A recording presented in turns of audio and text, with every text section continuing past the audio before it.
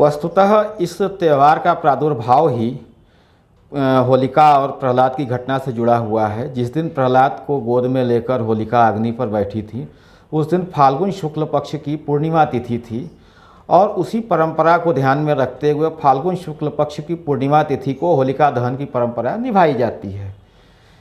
ये हुआ हमारा पहला पक्ष। दूसरा पक्ष ये है कि छल बल के जितने भी कार्य किए जाते हैं उनमें कोशिश की जाती है कि रात्रि का प्रभाव मिले। तो होलिका ने इस बात को करने के लिए, ऐसा हमारा मत है कि उसने संध्या काल अर्थात रात्रि का भी समय लिया होगा। इस वजह से काशी की मान्यता के अनुसार प्रदोष काल अर्थात सूर्यास्त के पश्चात जिस दिन रात को पूर्ण रूप से पूर्णिमा मिलती है, उसी दिन होलिका दहन की परंपरा निभाई जाती है।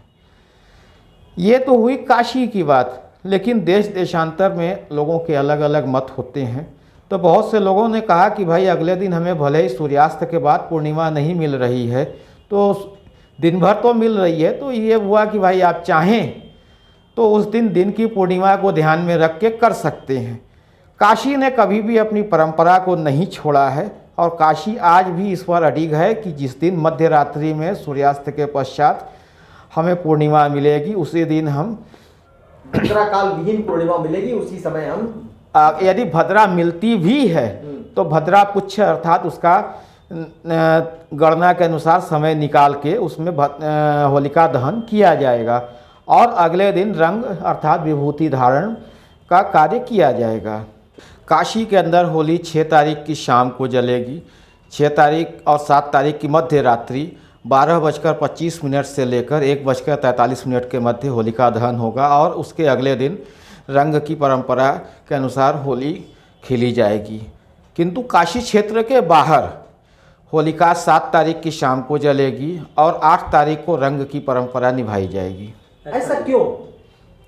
इसके लिए हमें गणना के डीप में जाना होगा।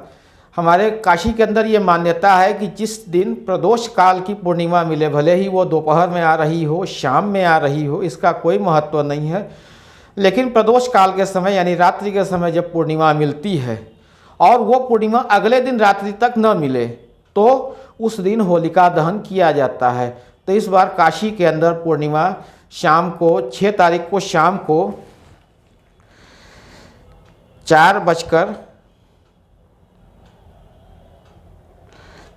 पर आ जा रही है, जो मंगलवार यानी 7 तारीख को शाम को 5:46 तक है।